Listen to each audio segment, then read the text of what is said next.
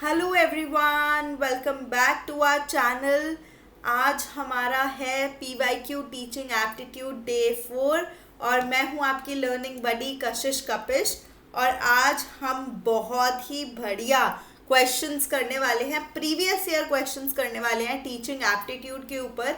So warriors हमारे जल्दी से रेडी हो जाएं ताकि हम बहुत ही अच्छे अच्छे क्वेश्चंस आज देख पाएं और उनको समझ पाएं कि उसके अंदर क्या कॉन्सेप्ट लगा है और हमें वो क्वेश्चन अगर एग्जाम में आए तो कैसे हमें उसे अटेम्प्ट करना है।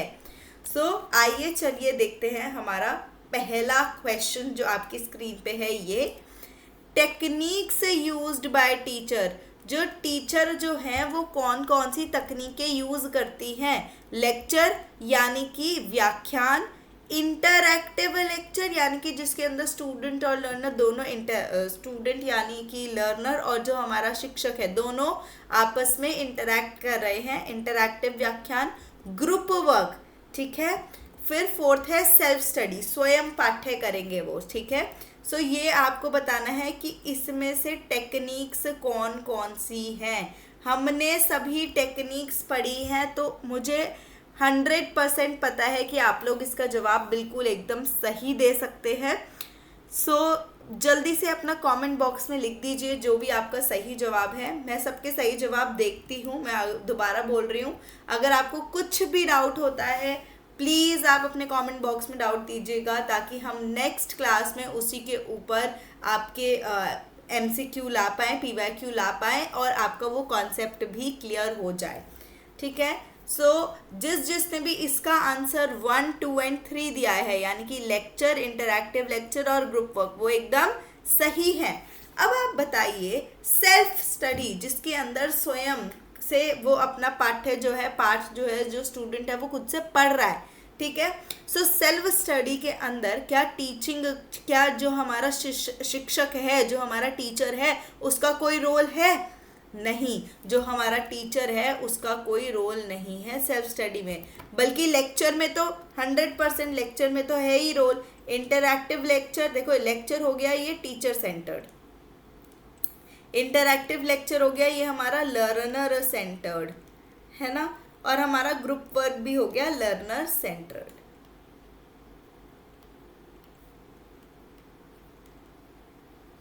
ठीक है।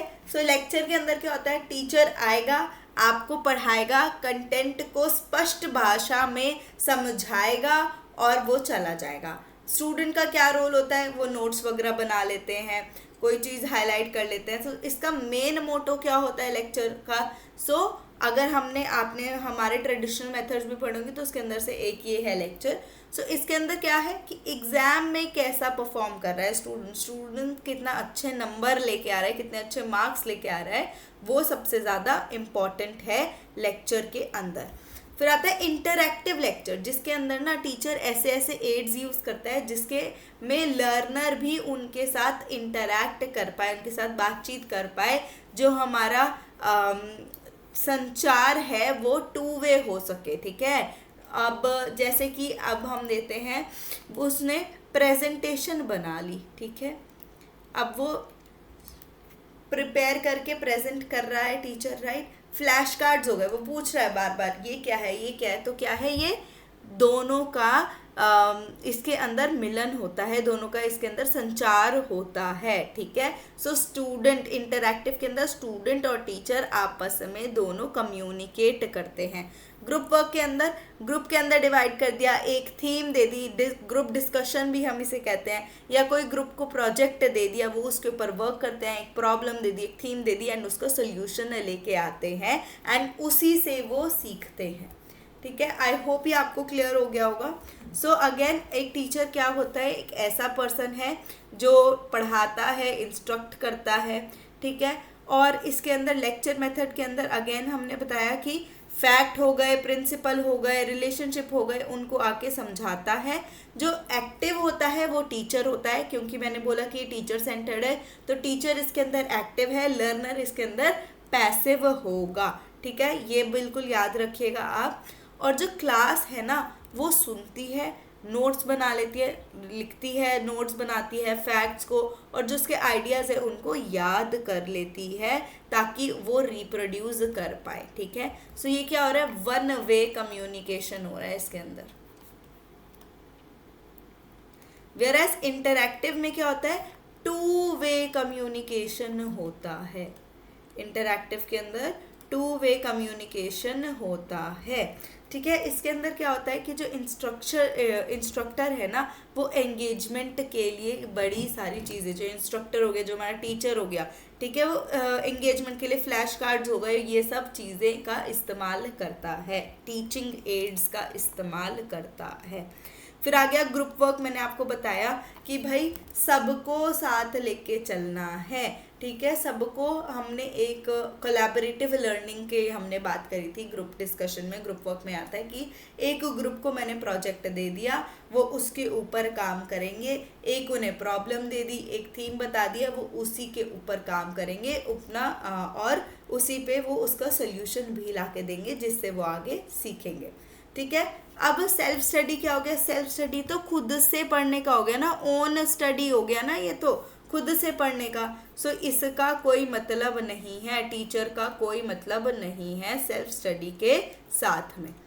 अब आता है नेक्स्ट हमारा कि मेन ऑब्जेक्टिव्स क्या हैं स्टूडेंट इवैल्यूएशन के हमारे। ठीक है, what are the main objectives of student evaluation of teachers. ठीक है, तो इसके अंदर हम क्या करते हैं, इंफॉर्मेशन गैदर करते हैं स्टूडेंट के वीकनेसेस के बारे में कि उनकी क्या वीकनेस है।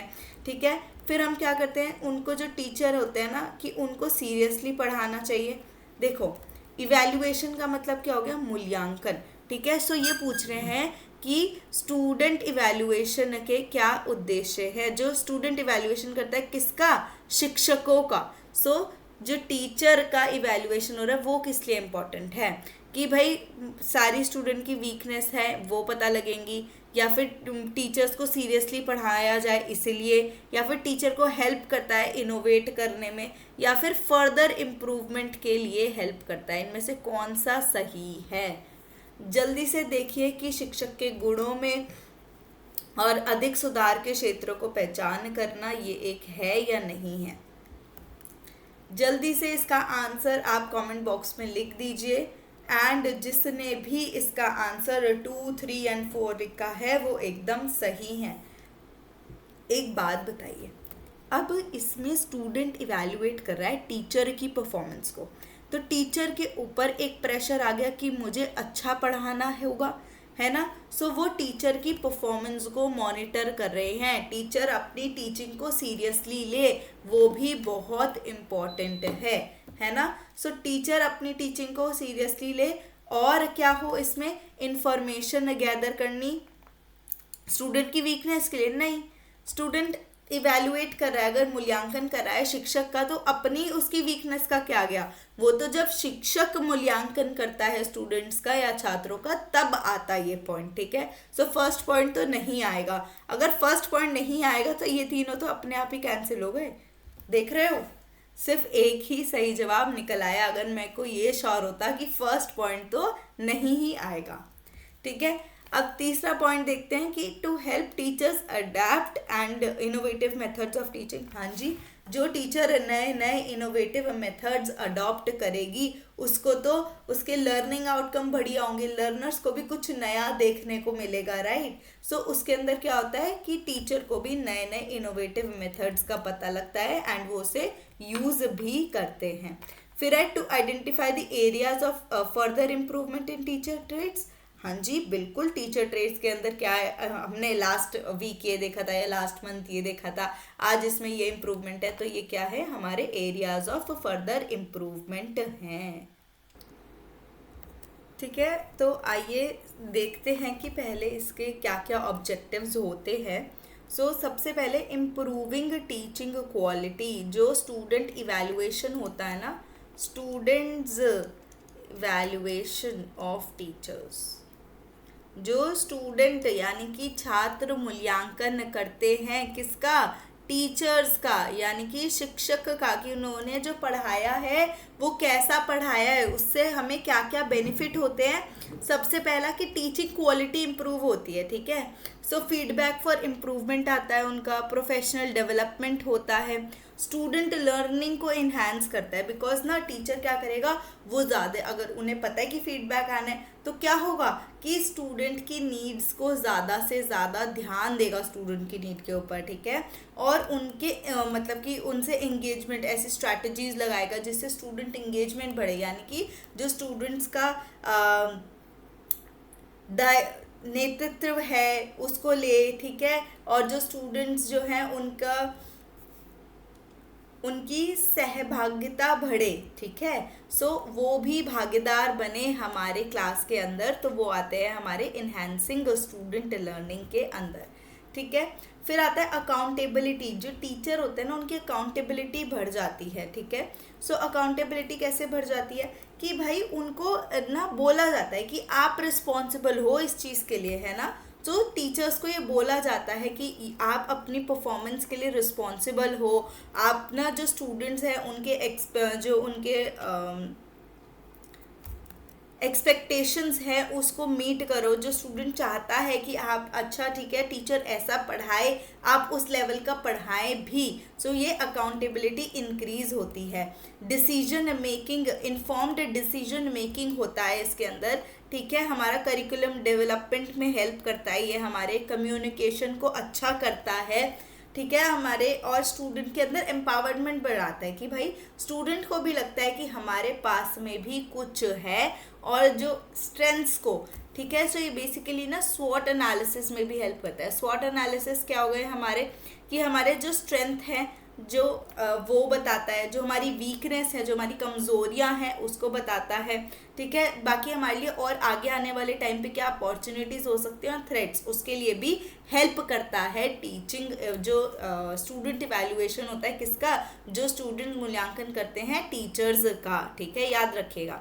फिर आता है कि हमने उसमें स्ट्रेंथ्स को आइडेंटिफाई किया और फिर हमने बेस्ट प्रैक्टिसेस बनाई, हमने बेंचमार्क बना दिया एक, कि ये इससे नीचे लेवल का तो हो ही नहीं सकता। तो टीचर क्या है ना, वो कोशिश करेगा कि भाई मेरा इवैल्यूएशन होना है, असेसमेंट होना है, इवैल्यूएट करेंगे स्टूडेंट्स मेरी परफॉर्मेंस को। सो टीचर्स भी सतर्क रहते हैं अपनी परफॉर्मेंस को लेकर के।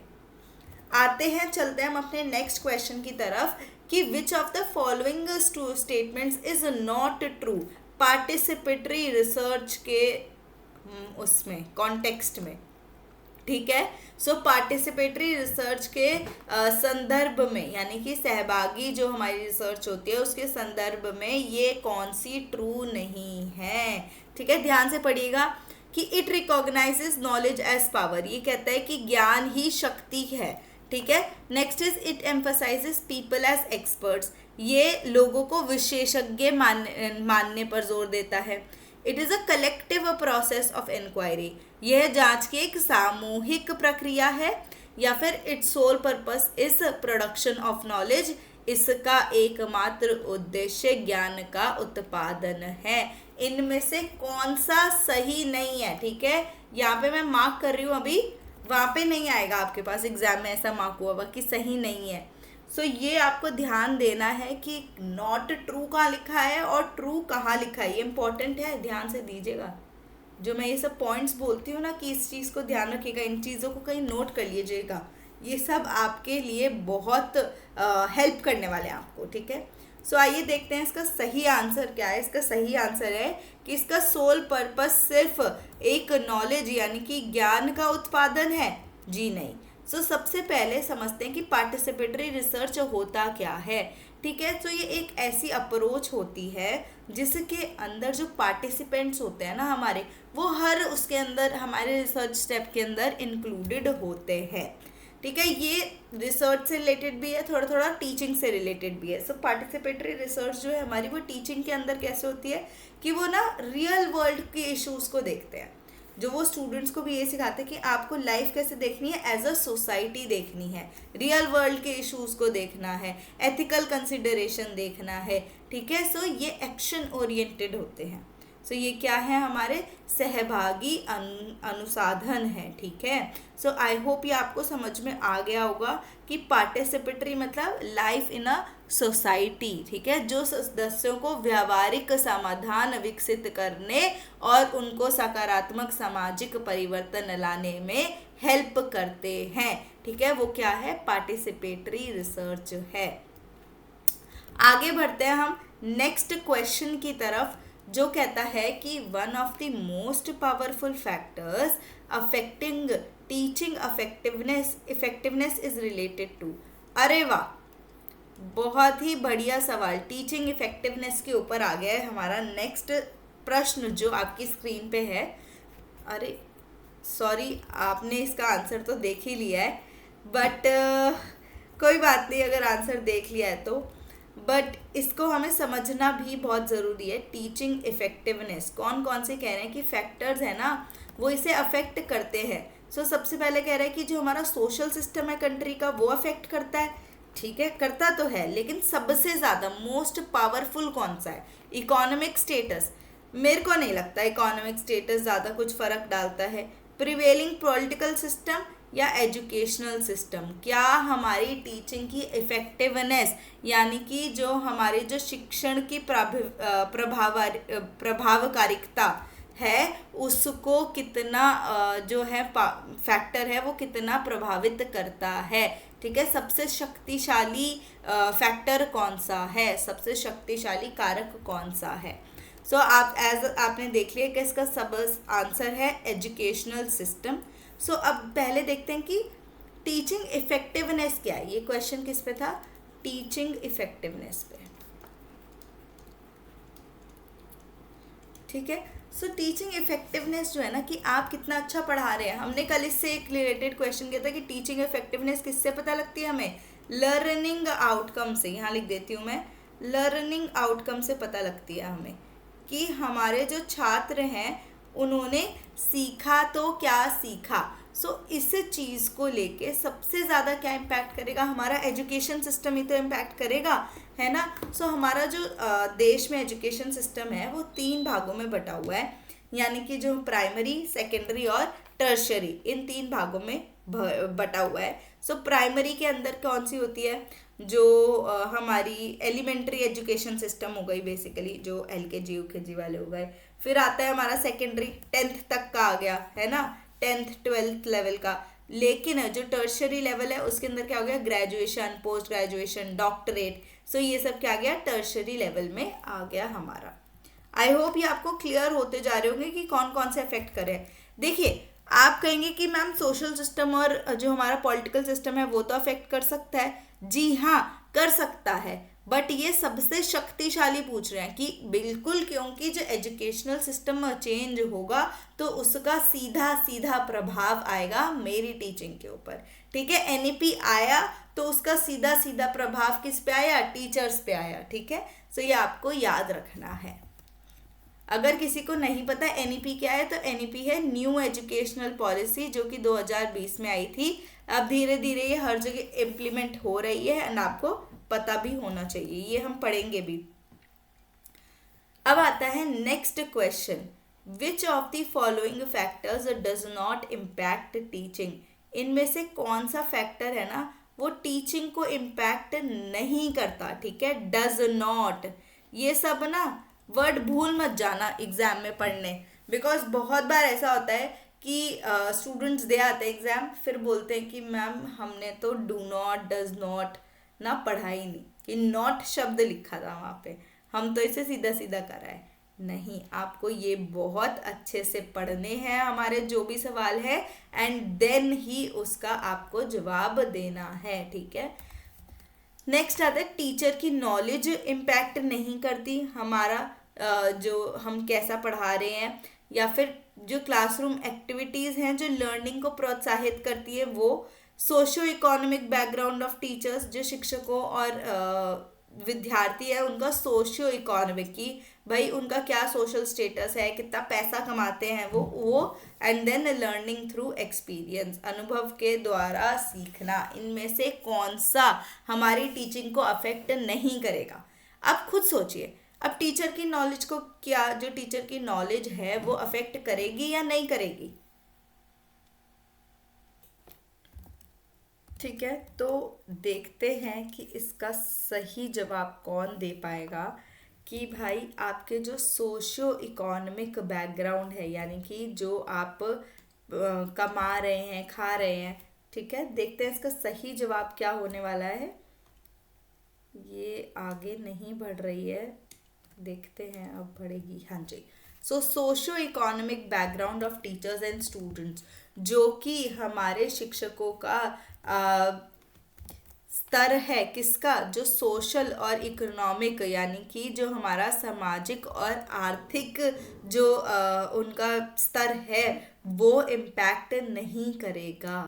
जैसे कि हमारा टीचर कितना कमाता है, हमारा टीचर कौन से सोशल क्लास का है, तो ये सब उसकी टीचिंग को इम्पैक्ट थोड़ी करेगा। जो अच्छा टीचर है वो तो कैसा भी है, उसके पास कितने भी पैसे हैं, वो तो अच्छा ही पढ़ाएगा। ठीक है, टीचर की नॉलेज ये बहुत बड़ा इम्पैक्ट डालती है। अगर आप मान लीजिए टीचर को पता ही नहीं है कि क्या पढ़ाना है, कैसे पढ़ाना है, तो ये तो हमारी टीचिंग को इम्पैक्ट करेगा। अब भाई क्लासरूम एक्टिविटीज़ जो लर्निंग को कर रही हैं, कि एनकरेज, की लोगों को प्रोत्साहित करनी है लर्निंग के लिए, तो वो भी तो हमारी टीचिंग को अफेक्ट करेगा। हाँ जी, बिल्कुल करेगा। क्या होगा, जैसे कि हमारी फ्लैश कार्ड्स हो गए, ठीक है, उससे क्या हो रहा है, लर्निंग बेटर हो रही है, हमारी टीचिंग को अच्छे वे में अफेक्ट कर रहा है। फिर आता है हमारा लर्निंग थ्रू एक्सपीरियंस, अनुभव के द्वारा सीखना, ये भी हमारी टीचिंग को इफेक्ट करता है। लेकिन क्या चीज़ नहीं करता, कि हम कौन से सोशल क्लास से हैं, हम कितना कमाते हैं एज अ टीचर, वो सब इम्पैक्ट नहीं करता हमारी टीचिंग के ऊपर। अब चलते हैं नेक्स्ट क्वेश्चन की तरफ, कि इसमें से highest level of cognitive ability कौन सा है। आप ये देख रहे हैं कितनी बार आ गया ये क्वेश्चन, कितना इंपॉर्टेंट है। अगर किसी ने पुराने वाले देखे हैं तो उन्हें पता होगा कि ये किसका क्वेश्चन है। ये है ब्लूम्स टैक्सोनॉमी का। ये बदल बदल के आ रहे हैं ब्लूम्स टैक्सोनॉमी से क्वेश्चन, तो मतलब कि ब्लूम की जो टैक्सोनॉमी है वो काफ़ी ज़्यादा इम्पॉर्टेंट है। हमें उसका जो एक एक अक्षर है उसका अर्थ अच्छे से पता होना चाहिए कि क्या है, कैसे है। ठीक है, ब्लूम्स टैक्सोनॉमी एक बहुत इम्पॉर्टेंट कॉन्सेप्ट। सबसे पहले आता है नोइंग, इसका हाईएस्ट लेवल वाला है, अंडरस्टैंडिंग है, एनालाइजिंग है, या इवैल्यूएटिंग, यानी कि जानना, समझना, विश्लेषण करना, या उसका मूल्यांकन करना। अच्छा, एक बार हमारी पहले भी बात हो चुकी है एनालिसिस और इवैल्यूएशन पे। ठीक है, इवैल्यूएशन हम जो हमने किया है उसके आधार पे करते हैं, लेकिन एनालिसिस जो हमारा विश्लेषण है वो कंपैरिजन के दौर पे भी करते हैं हम, कि मैंने इसे देखा कि इसके तो 5 में से मान लो 5 में से 3 रेटिंग आई, लेकिन सेम ही प्रोडक्ट किसी और कंपनी का है, उसको 5 में से 5 रेटिंग आ रही है। तो मैं क्या कर रही हूँ, उसका विश्लेषण कर रही हूँ, उसको एनालाइज कर रही हूँ कि क्या फैक्टर्स रहे होंगे जो ऐसे हो रहा है। अगेन ये हमें ध्यान रखना है। हाईएस्ट लेवल, आई होप आप इसका सही जवाब देंगे, मतलब इवैल्यूएटिंग, क्योंकि रोज़ रोज़ हम ये क्वेश्चन कर रहे हैं तो इसका तो सही जवाब आना ही चाहिए। सबसे पहले स्टार्ट होता है हमारा ज्ञान से। ठीक है, यानी कि जिसमें हम कुछ भी जानकारी देते हैं। ठीक है, कुछ इसके अंदर मेन क्या है, रिकॉल ऑफ इंफॉर्मेशन, जो मैंने दिया आप वो उसे रिकॉल कर पा रहे हैं या नहीं कर पा रहे। ठीक है, नेक्स्ट आता है अंडरस्टैंडिंग। अंडरस्टैंडिंग मतलब कि उसे समझना। ठीक है, यहाँ पे कॉम्प्रिहेंशन लिखा है, यानी कि मैंने उसे समराइज किया, डेमोन्स्ट्रेट किया, एंड देन उसे डिस्कस भी किया। ठीक है, समझ बूझ, जो हमारे अनुवाद हो गए, प्रक्षेप, निर्देश के अर्थ हो गए। इसमें हम क्या देखते हैं कि अंडरस्टैंड कितना किया, किस बेसिस पे डिस्कशन होते हैं हमारे, उनके बेसिस पे। ठीक है, और जो हम समराइज करते हैं फिर उसे डिस्कस करते हैं, डेमोन्स्ट्रेट करते हैं, तो उसके बेसिस पे हमारी अंडरस्टैंडिंग का पता लगता है। नेक्स्ट आता है एप्लीकेशन, कि हम जो हमने नॉलेज गेन तो कर ली, उसे हम अप्लाई कहाँ कहाँ कर पा रहे हैं, हम जो हमारी रियल लाइफ प्रॉब्लम्स हैं उनको कैसे सॉल्व कर पा रहे हैं। तो इसके अंदर क्या आता है, मैनिपुलेशन ऑफ डेटा आता है, डिज़ाइनिंग होता है, एक्सपेरिमेंट होता है, ये सब इसके अंदर आता है एप्लीकेशन के अंदर। फिर आता है एनालिसिस, यानी कि विश्लेषण करना उसका, किसी भी चीज़ का विश्लेषण मतलब हम उसके पैटर्न को एनालाइज कर रहे हैं, जो ऑलरेडी हो चुका है, जो हमारे रीसेंट ट्रेंड्स हैं उनको देख रहे हैं, या फिर हम अपने आइडियाज़ को ही ऑर्गेनाइज कर रहे हैं। ये सब हमारा किसके अंदर आता है? ब्लूम्स टैक्सोनॉमी के अंदर आता है। फिर आता है सिंथेसिस। अब हम ओल्ड कॉन्सेप्ट से सीख कर नए कॉन्सेप्ट्स में उसे अप्लाई करते हैं, नए आइडियाज़ बनाते हैं, ठीक है।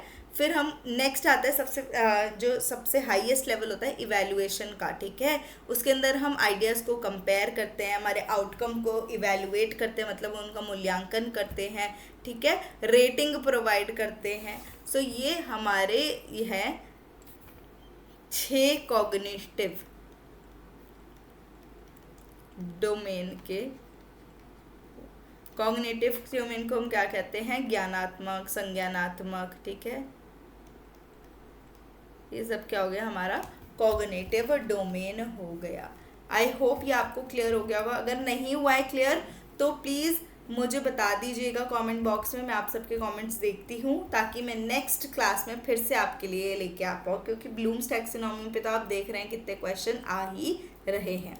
नेक्स्ट आता है the purpose of higher education is to promote critical and creative thinking abilities and these abilities ensure job replacement. So assertion दिया है हमें सबसे पहले एंड देन उसका रीज़न दिया है।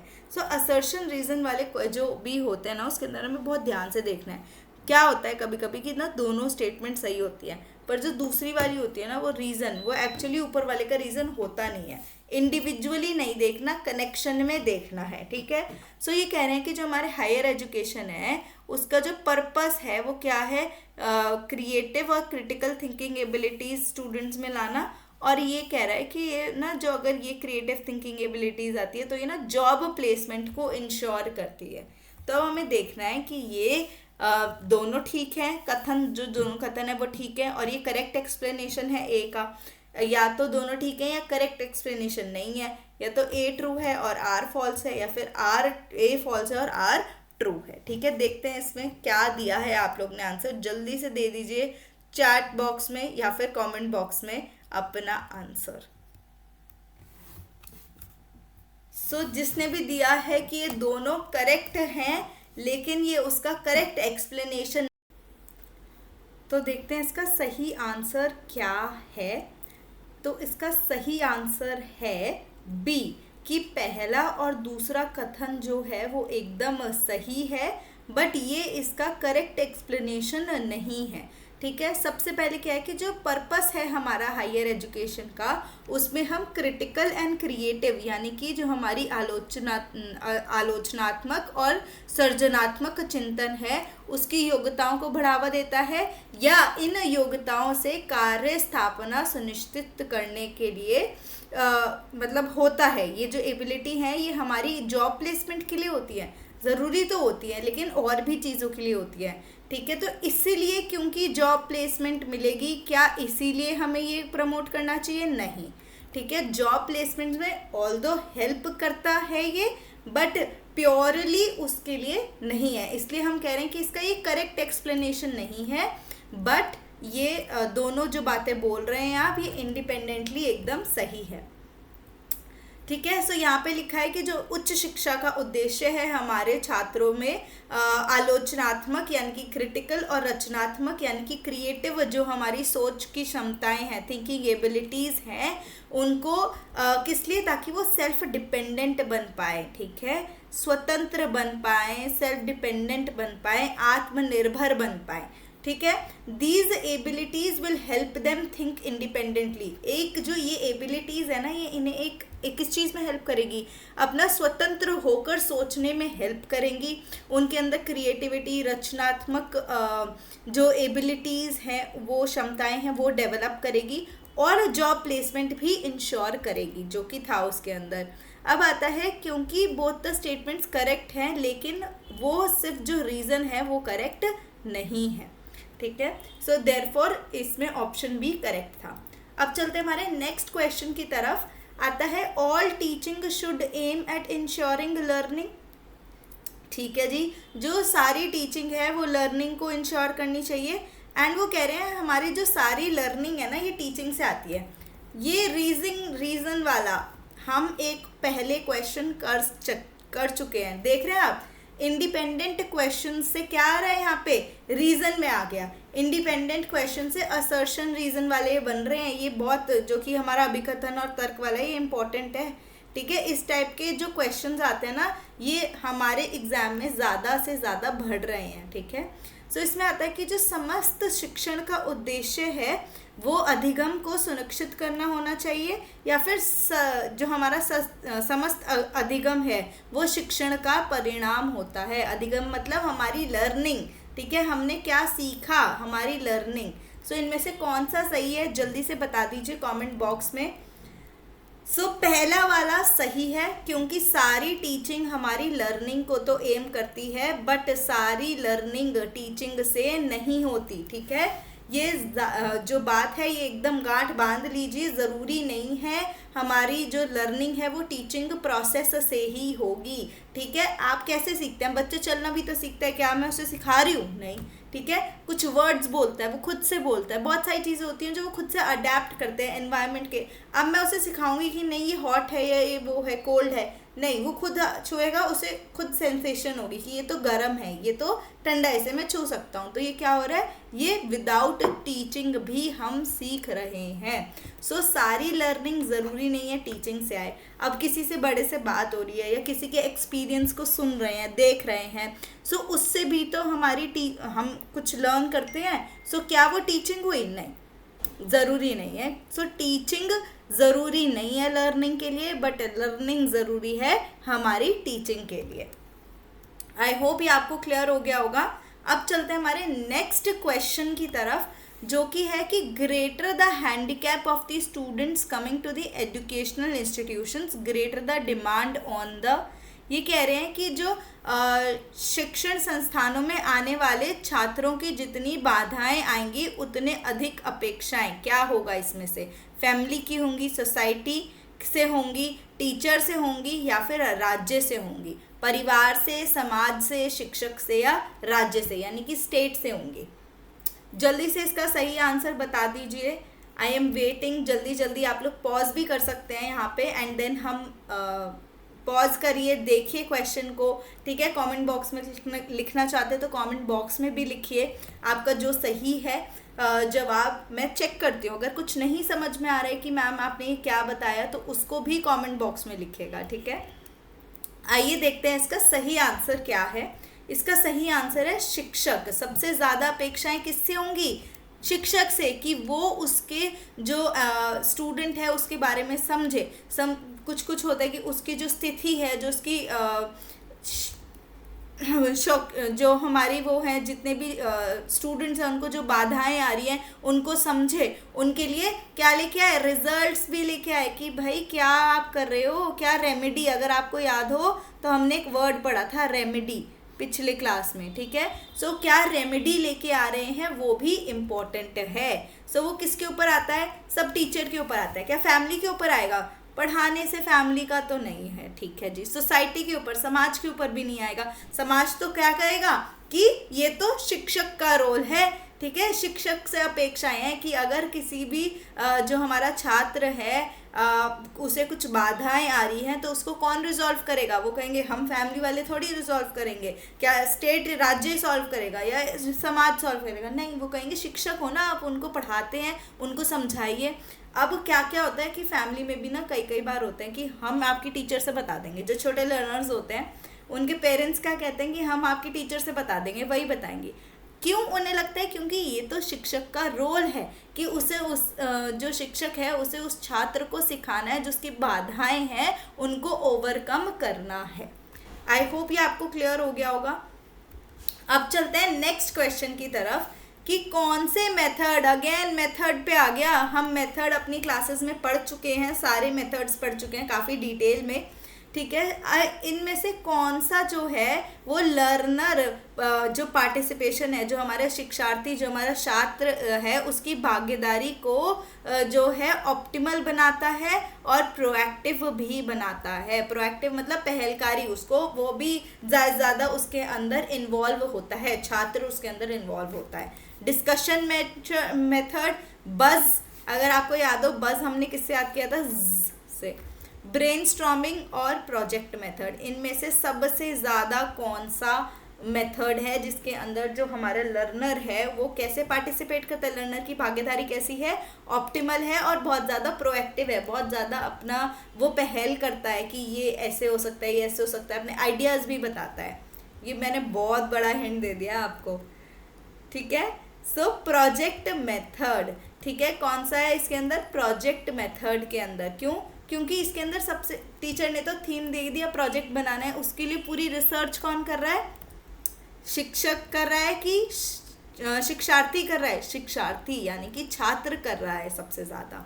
आई होप ये आपको क्लियर हो गया होगा। डिस्कशन मेथड, डिस्कशन मेथड में क्या होता है कि ना ग्रुप्स में डिवाइड कर दिया, या फिर एक क्लास है, यहाँ पे टीचर ने एक थीम प्रेजेंट करी, ठीक है, एंड सबको कहा कि आप उस पर डिस्कस करिए। सो यहाँ पे क्या हो रहा है कि टीचर का कैसा रोल आ रहा है? एक फैसिलिटेटर का रोल आ रहा है यहाँ पे, ठीक है, बस उनका सहायक है यहाँ पर जो टीचर है, याद रखिएगा, ठीक है। नेक्स्ट आता है हमारा बज सेशन। बज सेशन मैंने आपको बताया ना, उसके अंदर क्या होता है कि ना डिवाइड कर देता है, ये लोग, ये छोटे छोटे ग्रुप्स में मैंने डिवाइड कर दी क्लास को अपनी, एंड उनको एक थीम दे दी, अलग अलग थीम भी दे सकते हैं, एक थीम भी दे सकते हैं। सो उनको अलग अलग थीम दे दी, वो उस पर डिस्कस कर रहे हैं, तो जब वो धीरे धीरे क्लास में डिस्कस करते हैं तो एक ज का साउंड आता है, राइट, तो उसका साउंड से ही इसका नाम आया है बज session.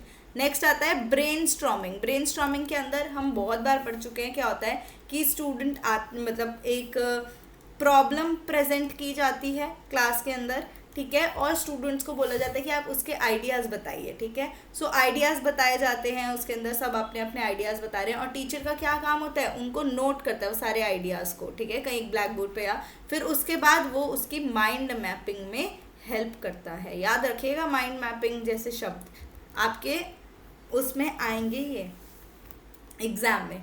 And next is project method, कि एक किसी प्रॉब्लम पे या किसी टॉपिक पे या किसी थीम पे मैंने आपको दे दिया, अब लर्नर उससे लर्न कर रहा है। जैसे कि आपको पहले मिलते थे कि भाई आपको एक प्लांट है वो ग्रो करना है, तो लर्नर खुद से लर्न कर रहा है ना, बहुत प्रोएक्टिव है, खुद से देख रहा है, पहल कर रहा है कि अच्छा इसे पानी चाहिए सीड को, ठीक है, ग्रो करने के लिए सनलाइट चाहिए, सो उसको मिट्टी में अच्छे से हवा जानी चाहिए। तो ये क्या हो रहा है? वो प्रोजेक्ट करके वो एनालाइज कर रहा है, रिसर्च कर रहा है उसके बारे में, सिचुएशन को फर्स्ट हैंड देख रहा है कि अच्छा ये ऐसे हो रहा है, ये ऐसे हो रहा है, सो ये उसके ऊपर डिपेंड करता है।